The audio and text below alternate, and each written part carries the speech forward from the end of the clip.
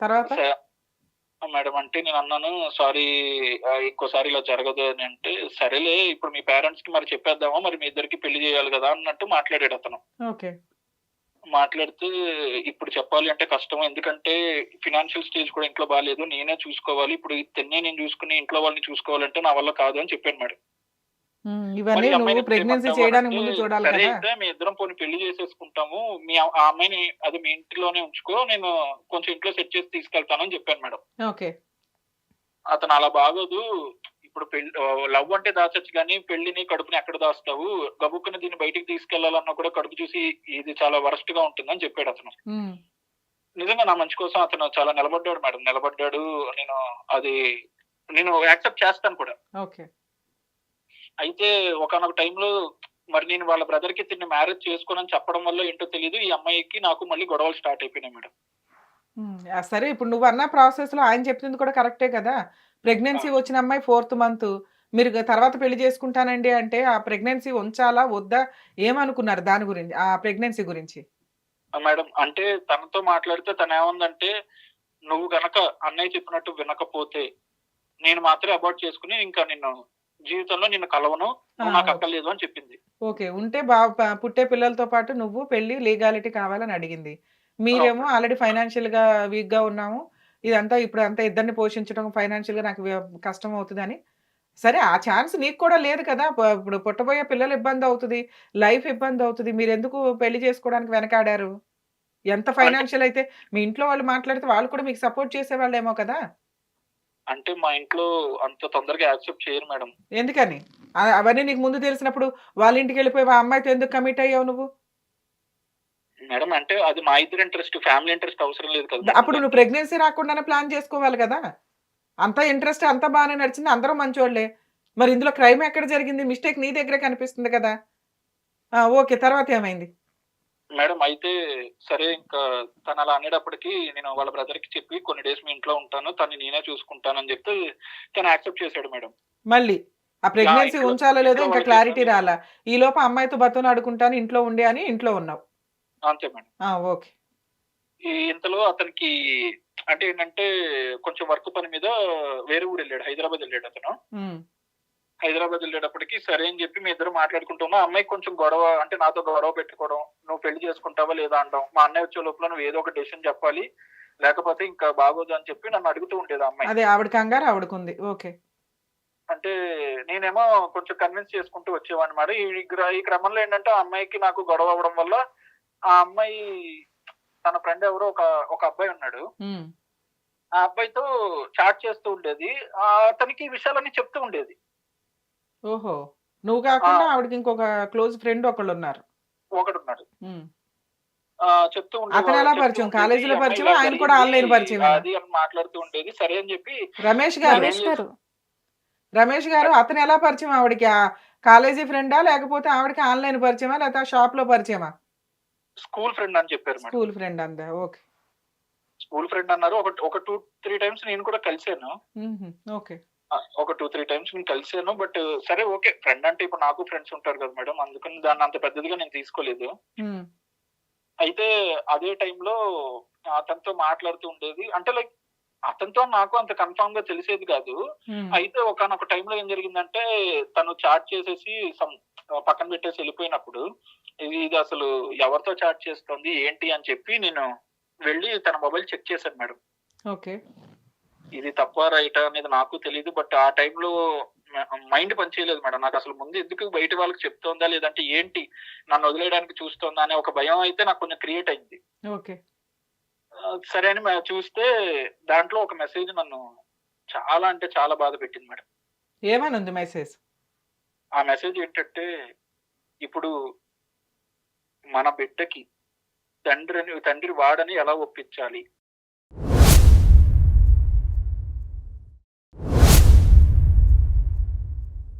అని మెసేజ్ ఉంది మేడం. అనేటప్పటికి నాకసలు కాళ్ళు చేతులు ఆడలేదు మేడం. అప్పటిదాకా మాకే షాకింగ్‌గా నా ఉంది బిడ్డ నువ్వు చెప్తున్న మాట. నా క అది వాళ్ళ అది అన్నయ్యకి తెలీదా ఇంత భాగవతం?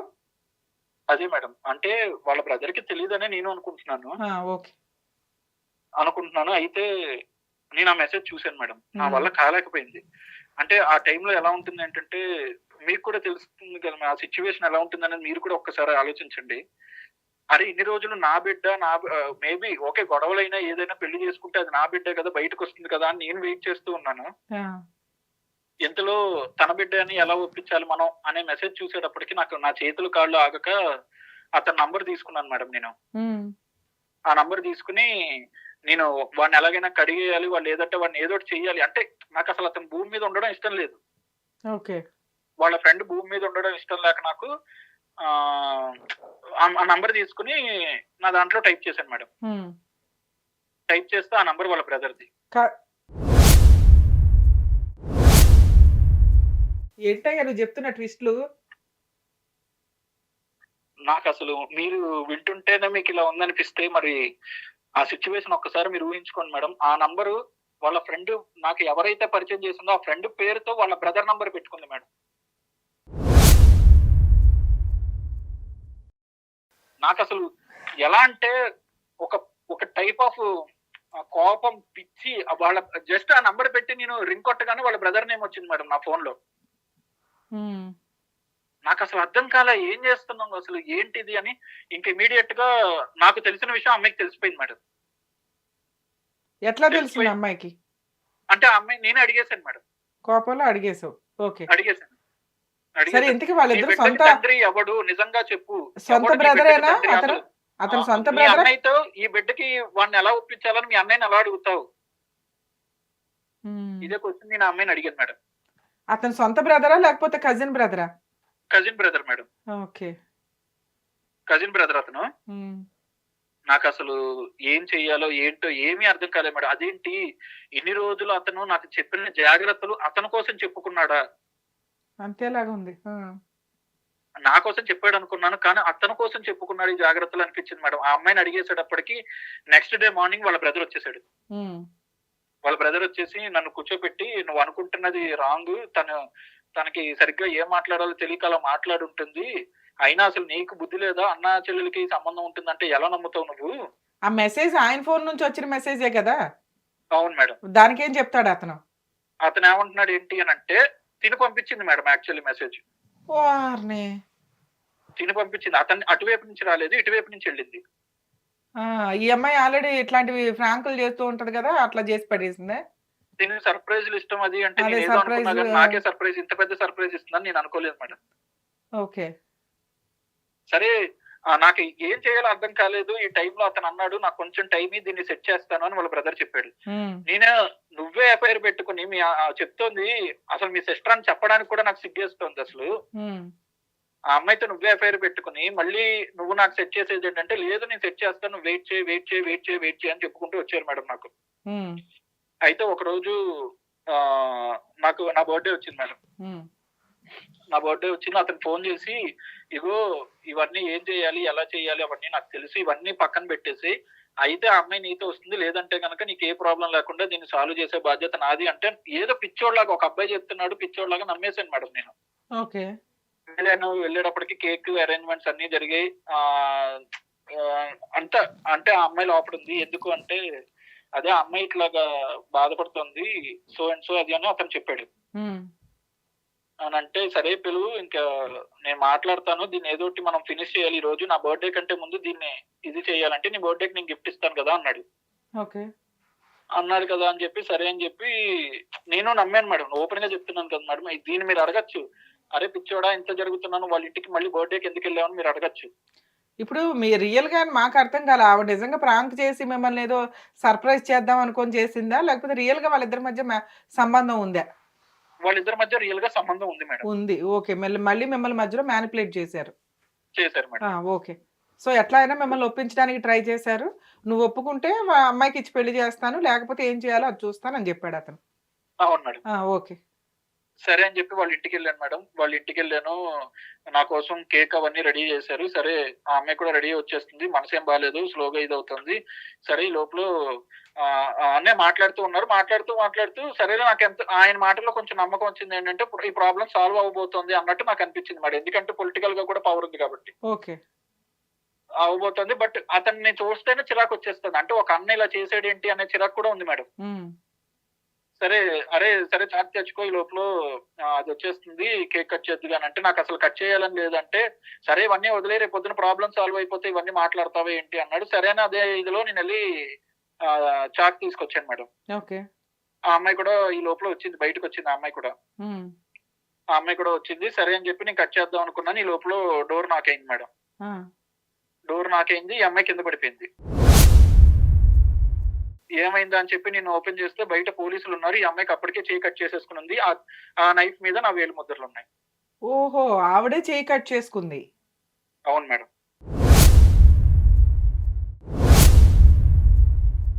ఆ చేతి మీద ఆ నైఫ్ మీద ఆ అవును. వేలు అసలు కేక్ ముద్రలు కట్ అవి ఉన్నాయి. చేయడానికి అసలు పదునైన నాకు కత్తిరెందుకయ్యా? అర్థం కేకుతో పాటు కావట్లేదు. ప్లాస్టిక్ చాకులిస్తారు గదా! ఆ! మేడం.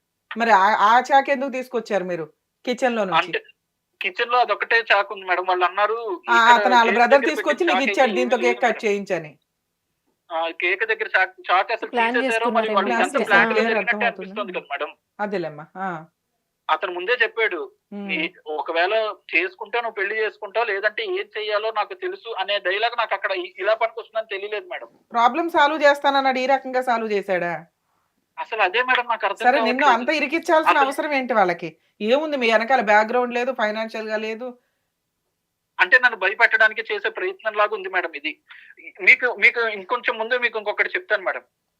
చెప్పండి. అతనేం చేసాడంటే నన్ను ఆ పోలీసులొచ్చి నన్ను "నువ్విలా చేసావని" నాతో మాట్లాడుతున్నప్పుడు, "సార్ ఇది నేను చేయలేదు సార్. మీరు చెప్పండి" అంటే వాళ్ళిద్దరు అంటే తను కింద పడిపోయింది స్పృహ తప్పి. అప్పటికే హ్మ్. కట్ చేసేసుకొనుంది. ఆ! నేను చెప్పాను, "లేదండి అసలు నాకు సంబంధం లేదు" అంటే, కళ్ళ ముందు కనిపిస్తుంది కదా! అతనేమో చెప్పాడు, వీడే చేసాడు. ఆ అమ్మాయికి కడుపు చేసి పెళ్లి చేసుకోమంటే వచ్చి ఇలా చేసాడు.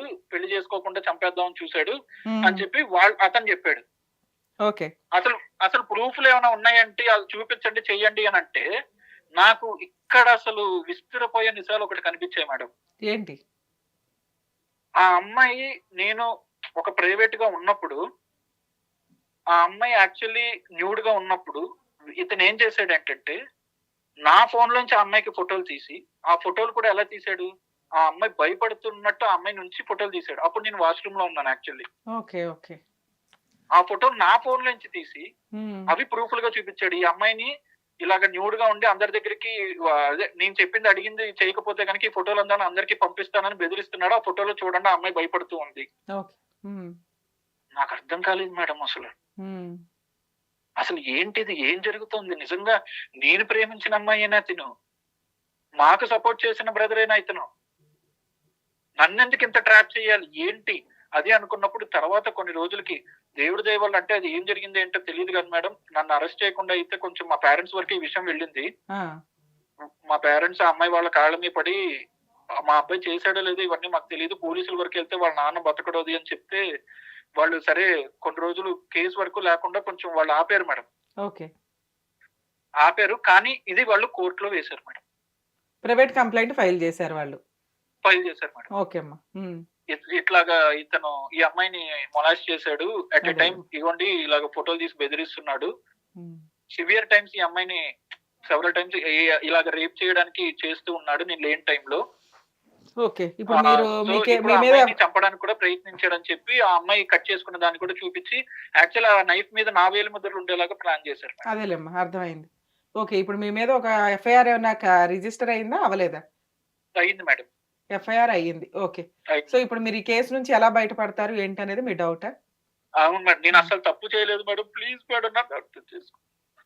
ఏడవకండి రమేష్ గారు. మేడం చెప్తారు. వినండి ఒకసారి. రమేష్ గారు ఇప్పుడు మీరు చెప్పినవన్నీ నిజాలే అయితే, ఇది మర్డర్ కేస్ కాదండి. మీరు తెలియక ఏదో మర్డర్ కేస్ అన్నట్టు మాట్లాడారు. ఇవి యాక్చువల్‌గా చాలా కేసెస్‌లో ఈ చీటింగ్‌లకి వీటికి సంబంధించి నడుస్తున్న వ్యవహారం.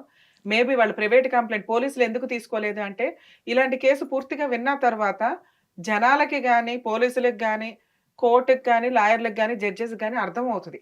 కేస్ ఏంటి అని. కానీ ఎప్పుడు కూడా ఎవిడెన్స్ మీదే డిపెండ్ అయ్యి ఉంటాయి జడ్జిమెంట్స్ గాని, కేస్‌ని ఎట్లా నడిపించాలి అని. మీరు అక్కడ ఆ సిట్యుయేషన్‌లో ఉన్న పోలీసులకి సీన్ అర్థమయ్యింది. ఆ అమ్మాయి ఇతన్ని ట్రాప్ చేసింది. ట్రాప్ చేసే వ్యక్తిని ఆటోమేటిక్‌గా ఫోర్స్‌బుల్‌గా మ్యారేజ్ చేసుకోవడం కోసమని బ్లాక్‌మెయిల్ చేస్తున్నారు అని. అందుకే వాళ్ళు కేస్ రిజిస్టర్ జేయల. మీకు అప్పుడే ఒక ధైర్యం రావాలి. మీరు బాధపడాల్సిన అవసరమే లేదు. ఎందుకంటే వాళ్ళు మీ మీద వేసినది ఒక ఫాల్స్ కేసు. ఆ కేసుని ప్రూవ్ చేయాలంటే కూడా వాళ్ళకి చాలా టైం పడుతుంది. ఈ కేసులో ఉన్న మీకున్న ప్లస్ పాయింట్స్, వాళ్ళకున్న లూప్ హోల్స్ చెప్తాను. ఒకసారి వినండి సార్. మీరసలు భయపడాల్సిన అవసరమే లేదు. ఎందుకు అంటే, అక్కడ వాళ్ళు చేసిన మెయిన్ మిస్టేక్స్, ఒకవేళ వాళ్ళు పోలీసులు కేసు తీసుకోలేదు కాబట్టి కామన్‌గా ప్రైవేట్ కంప్లెయింట్ ఫైల్ చేస్తారు. ప్రైవేట్ కంప్లెయింట్ కూడా పోలీసులు డైరెక్షన్ ఇస్తారు. ఎందుకంటే కోర్ట్‌కి తెలియదు కదా! పోలీసులకి డైరెక్షన్ ఇస్తారు కోర్టు. నిజానిజాలు కనుక్కొని ఎఫ్ఐఆర్ చేయండి అని. ఎఫ్ఐఆర్ తర్వాత ఇన్వెస్టిగేషన్ ఉంటదండి. అది చార్జ్ షీట్ అవ్వడానికి. అందులో ఏం సెక్షన్స్ పెట్టాలి ఏంటనేది పోలీసులు డిసైడ్ చేసి కోర్ట్‌కి రిపోర్ట్ సబ్మిట్ చేస్తారు. అప్పుడు సగం నిజాలు బయటకొస్తాయి. సో, మీరు అప్పటిదాకా కాస్త వెయిట్ చేయండి కంగారు పడకుండా. ప్రైవేట్ కంప్లెయింట్ వేసినప్పుడు ఎలా ఉంటదంటే, వాళ్ళు ఆటోమేటిక్‌గా నంబర్ ఆఫ్ సెక్షన్స్ ఫైల్ చేస్తారు. ఇందులో నాకు తెలిసి యాక్చువల్‌గా అమ్మాయిది అటెంప్ట్ టు మర్డర్ ఏదైతే ఇతను కమిట్ చేశాడన్నట్లుందో అదొకటి, చీటింగ్ ఒకటి, ఇంకా అమ్మాయి రేప్ కేస్ కూడా వేయడానికి హ్మ్. అవకాశం ఉంది.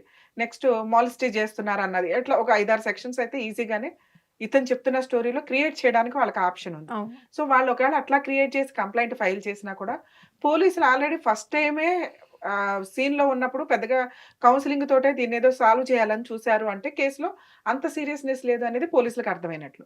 సో, ఇక్కడ ఈ ప్రొసీడింగ్స్‌లో ఎట్లా ఉంటదంటే, రమేష్ గారు మీరు కూడా వినండి సార్. తప్పకుండా మేడం. ఈ ఈ తప్పకుండా. ప్రాసెస్ ఎలా ఉంటది అంటే, మీ మీద కంప్లెయింట్ ఇచ్చినప్పుడు పోలీసులు మిమ్మల్ని ఇన్వెస్టిగేషన్‌కి పిలుస్తారండి. మీరు ఉన్నదున్నట్టు ఇప్పుడు మాకెట్లా చెప్పారో వాళ్ళకి చెప్తే కనక, వాళ్ళు ఎంక్వైరీ ఎలా చేయాలి, అసలు ఆవిడ బ్యాక్‌గ్రౌండ్ ఏంటి, ఆ డీఎన్ఏ టెస్ట్ చేయించడానికి ఉన్న ఆప్షన్స్ ఏంటి, ఇవన్నీ చూస్తారు. ఎందుకంటే ఈ కేసులో డీఎన్ఏ టెస్ట్ చేయిస్తే కనుక అవును. ఖచ్చితంగా ఎవరికి పుట్టారనేది తెలిసిపోతది. ఆ ఒక్కటి ఇతను ఛాలెంజ్ చేసినా కూడా రమేష్ గారు ఆటోమేటిక్‌గా పోలీసులకి ఆ ఛాన్స్ ఉంటుందండి. కోర్టుకుంటది. మనం అవును. విడిగా కోర్టు పర్మిషన్ లేకుండా డీఎన్ఏ టెస్టులు చేయించకూడదు. సో, ఒకవేళ ఇతను ఆ పాయింట్‌ని ఛాలెంజ్ చేస్తే, వాళ్ళు డీఎన్ఏ టెస్ట్‌కి కోర్టు పర్మిషన్ తీసుకొని పంపిస్తారు. అలా ఎప్పుడైనా పంపిస్తాము అన్నారు అంటే, ఆటోమేటిక్‌గా వీళ్ళు లైన్‌లోకొచ్చేస్తారు. వీళ్ళు వేసింది ఫాల్స్ కేస్ కదా! ఇతని దగ్గర ఏదైనా ఏదో చిన్న ప్రాపర్టీస్ ఉండుంటే అవి అమ్మిచ్చేసి కాంపెన్సేషన్ ఏదైనా వసూలు చేసుకుందాం అన్న బ్లాక్‌మెయిలింగ్ థాట్ తోటే వాళ్ళు ఈ కేస్ ప్రొసీడింగ్స్ నడిపించినట్లు లెక్క. ఎందుకంటే అదేదో సింపుల్‌గా వేశారు. దగ్గర దగ్గర 3 మంత్స్ అవుతుంది. కేసే రిజిస్టర్ అవ్వలేదు ఇప్పటిదాకా. ప్రైవేట్ కంప్లెయింట్‌కెళ్లారు. అదేదో ఎఫ్ఐఆర్ స్టేజ్‌కి రిపోర్ట్ కోసం పంపించారు. సో, ఇతను ఇప్పుడు మనకి చెప్పిందే అక్కడ కోర్ట్‌కి, పోలీసులకి హానెస్టీగా చెప్తే ఎంక్వైరీ ప్రాపర్‌గా నడుస్తది. అందులో డీఎన్ఏ టెస్ట్ ఛాలెంజ్ చేయడానికి అవును. ఉంది. ఇక రెండోది, ఈయన ఫోను నుంచి ఫోటోస్ వెళ్ళినియి అంత భయపడిపోయేలాగా ఉన్నాయంటే, యాక్చువల్‌గా సహజంగా ఏ వ్యక్తి కూడా అవి ఉంచుకోరు. ఉంచాడు అంటే ఆ ఒక్కటి కొంత ప్రూవ్ చేసుకోవాల్సిన నెసెసిటీ ఉంది. రేప్ జరిగిందా లేదా అంటే, ఇవి రిపీటెడ్‌గా ఈ మధ్య లేడీస్ వాడుకుంటున్న ఒక ఆయుధం. విక్టిమ్ కార్డ్ లాగా పెట్టుకొని, వుమెన్ విక్టిమ్ కార్డ్. మేము ఆల్రెడీ లవర్స్‌మి. పెళ్లి చేసుకుంటానన్నాడు, రేప్ చేశాడు. పెళ్లి చేసుకుంటానని కమిట్ అవ్వడం వేరు. ఆ విషయం చెప్పరు. రిపీటెడ్‌గా వాడుకున్నాడు నన్ను, రేప్ చేశాడు, ఇంక పెళ్లి చేసుకుంటాను కదా! ఇదే అని చెప్పాడండి. ఇప్పుడు అని రేప్ కేస్ వేస్తున్న సందర్భం ఎక్కువుంది. మేబీ ఈ కేసులో అది ఎంతవరకు ఎంటర్‌టైన్ అవుతదని పోలీసుల ఇన్వెస్టిగేషన్‌లో తెలుస్తది. ఒకవేళ ఇది రేప్ కిందకి ఆ అమ్మాయి పెట్టినా కూడా మేబీ రేప్ కింద కన్సిడర్ చేయడానికి ఉండదు. ఎందుకంటే ఇద్దరు మేజర్‌లు, ఇద్దరు ఇష్టపూర్వకంగానే కమిట్ అయ్యారు.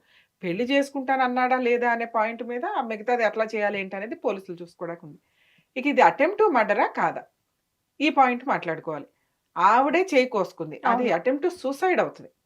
ఇప్పుడు ఒకప్పుడు సూసైడ్‌కి కూడా పనిష్మెంట్‌లుండేవి. ఆవిడనే తీసుకెళ్ళి అవును. అరెస్ట్ చేసి కౌన్సెలింగ్స్ ఇచ్చేవాళ్ళు. ఆ ఐపీసీ 309 సెక్షన్ తీసేయడం వల్ల సూసైడ్ చేసుకోవడానికే ఒక ప్రాసెస్ నడుస్తుంది. వేలి ముద్దలు ఇంట్లో ఉన్న చాకు మీద ఉన్నంత మాత్రాన ఈయనే చెయ్యి కోసేసినట్టు కాదు. చెయ్యి కోసినాక హాస్పిటల్‌కెళ్తారు గానీ ఇమ్మీడియేట్‌గా పోలీసులైతే అక్కడ పోలీసులు ఉండరుగా. ఎందుకొస్తారు? అక్కడే వీళ్ళు ప్లానింగ్‌గా చేసినట్లు పోలీసులకి అర్థమవుతది. సో, మేబీ ఈయన మీద ఏదైనా సింపుల్‌గా ఒక చీటింగ్ కేస్ నడుస్తదే తప్ప, ఈయన భయపడుతున్నంత ఉండదు. సో, రమేష్ గారు, ఇది స్ట్రాంగ్ క్రిమినల్ కేస్ అయినప్పటికీ కూడా, మీరు హానెస్టీగా ఇప్పుడు నేను చెప్పిన పాయింట్స్ అన్నిటిని కూడా కన్సిడర్ చేసుకొని, కరెక్ట్ అడ్వకేట్ ద్వారా మీరు ప్రొసీడ్ అయితే గనక, కేసు చాలా సింపుల్‌గానే ఫైల్ అవుతదండి. కానీ, ఆ సింపుల్‌గా కూడా ఫైల్ అవుతదా? లేదా వాళ్ళే డ్రాప్ అయ్యి విత్‌డ్రా చేసుకొని వెళ్ళిపోతారా? అనేది మేబీ మీరు కరెక్ట్‌గా ఫైట్ చేసుకుంటూ వెళ్తే భవిష్యత్తు డిసైడ్ చేస్తది. ఒకవేళ వాళ్ళేదైనా కాంపెన్సేషన్‌కి ఉన్నారు అంటే, మీరేదన్నా కోర్టుల చుట్టూ తిరగడం ఎందుకని సింపుల్‌గా ఏదైనా కాంపెన్సేషన్ మాట్లాడుకుంటే, మాట్లాడుకొని అక్కడితో ఆ దరిద్రం వదిలించుకోవడానికి ఇంకొక ఆప్షన్ ఉంది. లేదు మేడం నేను న్యాయం కోసం పోరాడతాను అంటే, ఇవన్నీ నిజాలు పోలీసులకి చెప్పి కోర్టులో కూడా మీరు కరెక్ట్‌గా ప్రొసీడింగ్స్ నడిపించుకుంటే గనక 100% మీరు గెలవడానికి ఎక్కువ ఆప్షన్ ఉంది. ఒకవేళ కోర్ట్‌లో కూడా రమేష్ గారు మీరు పెద్ద లాయర్‌లని పెట్టుకొని నేను ఫైట్ చేయలేనండి అంటే గనక, మీరు కోర్టుకు వెళ్ళినప్పుడు గానీ, లేకపోతే పోలీస్ స్టేషన్‌కి అయితే మీకు అడ్వకేట్ అవసరం అంత ఉండదు. మేబీ ఎందుకంటే మీ కేస్ చాలా వీక్‌గా కనిపిస్తుంది నాకు ఉన్నంతలో. మీరు అంత ఏదో భయపడి అంతా చెప్తున్నారు గానీ, అంత లేదు. పోలీసులు ఎప్పుడైతే కేస్ తీసుకోమన్నారో అవి చాలా వీక్ కేసెస్ కిందే లెక్క. సో, కోర్ట్ ప్రొసీడింగ్స్‌కొచ్చినప్పుడు మీరు గవర్నమెంట్ లాయర్‌ని పెట్టమని అడిగే రైట్స్ కూడా మీకుంటాయి. ఎందుకంటే మీరు ఫైనాన్షియల్‌గా క్రిమినల్ కేస్‌లో అడ్వకేట్స్‌ని మెయింటైన్ చేయలేము. మాకంత ఫైనాన్షియల్‌గా లేదండి అని మీకు అనిపిస్తే. ఏమైనా డౌట్స్ ఉన్నాయా సార్? మేడం యాక్చువల్లీ ఒక చిన్న డౌట్ ఉంది మేడం. చెప్పండి సార్. మేడం యాక్చువల్లీ ఏంటంటే వాళ్ళు ఏమంటున్నారు ఏంటంటే మేమే విత్డ్రా చేసుకుంటాం కేసు, కాకపోతే ఒక కండిషన్ ఒప్పుకోవాలి అని సూపర్. అడుగుతున్నారు. ఏంటి ఆ కండిషను? ఆ అబ్బాయి ఉంటాడు, నేను ఉండాలంట మేడం. ఎందుకు అసలు నువ్వెందుకు ఇంత మధ్యలో? ఆళ్ళకో కుటుంబం, ఒక వ్యవహారం నడుస్తుంది గదా! రిలేషన్ పరంగా చట్టం యాక్సెప్ట్ చేయని రిలేషన్‌లో వాళ్ళిద్దరూ ఉన్నారు కాబట్టి మిమ్మల్ని అడ్డు పెట్టుకొని వాళ్ళు ఫిజికల్ రిలేషన్ కంటిన్యూ జేయడానికా? అయ్యుండొచ్చు మేడం. అంతే. అలాగే ఎందుకంటే అయ్యుండొచ్చు. సో, దీనికి మీరేమనుకుంటున్నారు? నేనేమన్నానంటే సరే పోనీ ఓ పని చేయండి, మీరే కలిసి ఉండండి, నేనైతే ఉండను, నేను వెళ్ళిపోతాను అంటే అవన్నీ కుదరదు అంటున్నారు. ఏం పర్లేదండి. ఇప్పుడు నేను చెప్పినట్టుగా ఫైట్ చేయండి. మీరొక్క డీఎన్ఏ టెస్ట్‌కి మీరు ఛాలెంజ్ చేసినా చాలు ఆ కేస్ ఆటోమేటిక్‌గా డిస్మిస్ అవుతది. అసలు ఎంటర్‌టైన్ చేయడానికి ఉండదు. ఎందుకంటే చార్జ్ షీట్ ఫైల్ చేయరు పోలీసులు. ఆటోమేటిక్‌గా కేస్ కోర్ట్‌లోనే డిస్మిస్ అవ్వడానికి ఉంది. ఇక్కడ మీకు క్లారిటీ అర్థమవుతుందా? మాక్సిమం ఇట్లాంటి కేసెస్‌లో ఇప్పుడు ఈయన చెప్పిన టాపిక్‌లో ఎట్లా ఉంటదంటే అండి, కొన్ని రిలేషన్స్ లీగాలిటీ యాక్సెప్ట్ చేయదు. ఓకే. ఈ రిలేషన్ వ్యక్తులు మ్యారేజ్ చేసుకోకూడదు. అంటే అన్న చెల్లెళ్ళు గాని, ఆ రిలేషన్ వస్తున్న వ్యవహారాలు ఏవైతే ఉంటాయో అంటే తండ్రికి సంబంధించి పిల్లలు ఇట్లా కొన్ని రిలేషన్స్ ఉన్నాయి. మనకు తెలుస్తూ ఉంటది ఎప్పుడు కూడా. ఈ రిలేషన్స్‌ని కోర్టు యాక్సెప్టే చేయదు. లీగాలిటీ ఉండదు దానికి. ఇప్పుడు మైనర్ మ్యారేజ్‌లు చేసుకుంటే ఎవరన్నా కంప్లెయింట్ ఇస్తే ఎట్లా క్యాన్సిలో అది. ఇలాంటి పెళ్ళిళ్ళు చేసుకుందాం అనే వాళ్ళకి లీగాలిటీ ఇవ్వకుండా ఇమ్మీడియేట్‌గా ఎవరైనా తెలిసిన వ్యక్తులు రెస్పాండ్ అయినప్పుడు ఖచ్చితంగా దానికి లీగాలిటీ లేకుండా చేస్తారు. సో, ఒకవేళ ఆళ్ళిద్దరికి ఏదైనా అన్యాయం జరిగినా కోర్టుకి వెళ్ళినా ఎటువంటి రిలీఫ్‌లు ఉండవు. కోర్టు యాక్సెప్ట్ చేయని రక్త సంబంధీకుల మధ్య వివాహాలు చెల్లవు. ఇది అలాంటిదే. ఎందుకంటే అతను ఆల్రెడీ కజిన్ బ్రదర్ అవుతున్నాడు అవును. ఓన్‌గా. సో, వీళ్ళిద్దరి గురించి బయట సొసైటీకి ఇంకా తెలీదు. రిలేటివ్స్‌కి తెలీదు. ఆ అమ్మాయి ఇక్కడ ఆల్రెడీ ఏదో షెల్టర్ తీసుకొని అతని దగ్గర ఏదో జాబ్ పర్పస్ మీద కొంతకాలం నుంచి ఉంటుంది. ఈలోపు ఇతను ఆన్‌లైన్‌లో పరిచయం అయ్యాడు. వీళ్ళ మధ్య రిలేషన్ నడుస్తుంది. వాళ్ళ మధ్య రిలేషన్ మెయిన్‌గా ఆల్రెడీ. ఉంది. అవును. వీళ్ళిద్దరూ సొసైటీ కోసం పెళ్లి చేసుకోవాలి అని ఈయన వాడుకుంటున్నారు వాళ్ళు. వాళ్ళిద్దరికీ ఫిజికల్ రిలేషన్ కంటిన్యూ అవ్వాలనేది వాళ్ళ ప్లాన్. సో, అది సొసైటీ యాక్సెప్ట్ చేయదు. లీగాలిటీ యాక్సెప్ట్ చేయదు కాబట్టి ఈయన్ని ఒక పెపెట్ లాగా వాడుకోవాలన్న ఉద్దేశంతోటి వాళ్ళు బిహేవ్ చేస్తున్న విధానం. ఇతను ఆల్రెడీ ఆ ఊబిలో నుంచి బయటపడటమే చాలా బెస్ట్ ఆప్షన్. ఎందుకంటే కేసు కోసం భయపడి ఆ అమ్మాయిని పెళ్లి చేసుకుంటే కనుక జీవితకాలం నరకం అనిపించాలి. అవును. ఇదే కేసు ఫైట్ చేస్తే ఇలాంటి తప్పు చేసిన వాళ్ళకి చెప్పు తీసుకొట్టినట్టు ఉంటుంది. అవును. రమేష్ గారు మీరు లీగల్‌గానే ప్రొసీడ్ అవ్వండి. నేను చెప్పినట్లుగా మీరు ప్రొసీడ్ అయితే ఇది స్టార్టింగ్‌లోనే మేబీ వాళ్ళు విత్‌డ్రా చేసుకొని వెళ్ళిపోవడానికి 100% ఛాన్స్ ఉంది. Thank you madam. Thank you so much. మీరు మాట్లాడిన తర్వాత ఒక హోప్ వచ్చింది. యాక్చువల్లీ ఏంటంటే మా ఏరియాలో అతనికి పొలిటికల్ అదే పవర్ ఉండడం పొలిటికల్‌గా వల్ల ఉంది ఎవరిని అనే మీ అడిగినా భయం కూడా తప్ప నువ్వే తప్పు చేసావు అంటున్నారు. ఇందులో తప్పేమీ లేదమ్మా. ఆల్రెడీ మీరు ఒక హానెస్ట్‌గా ఒక అమ్మాయిని లవ్ చేశారు. వాళ్ళే మిమ్మల్ని చీట్ చేశారు. అసలు రివర్స్ అయితే మీకంటూ లా అంటూ ఉంటే కనుక మీరే అసలు ఎదురు రివర్స్ కేస్ వేసేవాళ్ళు. సో, మేబీ మీకు ఆ ఛాన్స్ లేదు కాబట్టి వాళ్ళేసిన ఫాల్స్ కేసు నుండి ఇప్పుడు నేను చెప్పినట్టుగా ధైర్యంగా బయటపడండి. ఎటువంటి రాంగ్ డెసిషన్స్ తీసుకోవద్దు. ఎందుకంటే అతనికేదో పొలిటికల్ బ్యాక్‌గ్రౌండ్ ఉంది. ఎనకాల ఏదో తిరుగుతున్నారు అది ఇది అనుకుంటే ఇవన్నీ కూడా పొలిటికల్ పార్టీలు ఈరోజు ఉంటే రేపు ఉండవు. వీళ్ళ బ్యాక్‌గ్రౌండ్‌లు కూడా అంతే. వాళ్ళు ఆల్రెడీ రాంగ్ చేశారు. ఇన్ కేస్ మీకు ఇది ఇంకా కంటిన్యూ అవుతది అనుకుంటే మీరు అసల డీఎన్ఏ టెస్ట్ అయిపోయిన తర్వాత మీడియా సపోర్ట్ తీసుకుంటే కూడా ఇలాంటోళ్ళు ఖచ్చితంగా కేసు విత్‌డ్రా చేసుకొని వాళ్ళు తప్పు ఒప్పుకొని వాళ్ళు వెనక్కెళ్ళిపోవడానికి ఎక్కువ అవకాశం ఉంది. మీరు ధైర్యంగా ఉండండి రమేష్ గారు. Thank you madam. Thank you thank so you. Much madam. Madam ఇలాంటి కేసులో అసలు ఈయన ఎళ్లి అంటే పోలీసు వాళ్ళకి చెప్పొచ్చు కదా! అంటే ఇలా చేస్తున్నారు అలా ఏంటి చెప్పారు అని. కాబట్టి ఆయన మీద కేసు రిజిస్టర్ అవ్వలేదండి. హ్మ్. యాక్చువల్‌గా నిజంగా క్రైమ్ అయితే పోలీసులకి ఇవన్నీ కూడా తెలిసిపోతాయి ఓకే. వెంటనే. వాళ్ళు అవును. ఆటోమేటిక్‌గా కేసు రిజిస్టర్ చేసేవాళ్ళు. వాళ్ళకి సీన్ అర్థమైంది ఇతన్ని బ్లాక్‌మెయిల్ చేస్తున్నారు వాళ్ళని. నెక్స్ట్ అతనికి వెనకాల పొలిటికల్ బ్యాక్‌గ్రౌండ్ ఉంది కాబట్టి ఎందుకొచ్చిన గోల అని అక్కడి వరకు వాళ్ళకి కౌన్సెలింగ్ ఇచ్చి వదిలేసారు. పంపించేస్తారు. అవును. సో, వీళ్ళకి ఒక లైసెన్స్‌డ్ పర్సన్ కావాలి. మళ్ళీ కొత్తగా ఇంకో వ్యక్తిని వీళ్ళు ట్రాప్ చేయడం కంటే కూడా ఉన్న రమేషే బెటర్ అన్న ఉద్దేశంతోటి వాళ్ళు ఇతన్ని ఇంకా బ్లాక్‌మెయిల్ చేస్తూ వస్తున్నారు. నెక్స్ట్ వీళ్ళకి వెనకాల పెద్ద బ్యాక్‌గ్రౌండ్ కూడా లేదు. నాకు అదే డౌట్ వచ్చింది. అవును. ఏదైనా కాంపెన్సేషన్‌కో డబ్బు కోసమా అంటే వాళ్ళ రిలేషన్ కంటిన్యూ అవ్వాలి అంటే ఒక లైసెన్స్‌డ్ పర్సన్ ఉండడం బెటరు. ఆల్రెడీ ఆ అమ్మాయికి ఇతను కూడా ఇష్టంగా ఉన్నాడు. 2 వైపులా నడిపించేస్తుంది కదా! చెండాలం అంతా. అవును. ఆ చెండాలంలో ఇతను బలిపశువు అయ్యాడు ఒక రకంగా. ఇట్లాంటి వ్యక్తితో కంటిన్యూ అవ్వడం కంటే కూడా అతను కొంచెం ధైర్యంగా లీగాలిటీని వాడుకుంటే అతనికి 100% న్యాయం జరిగిద్ది.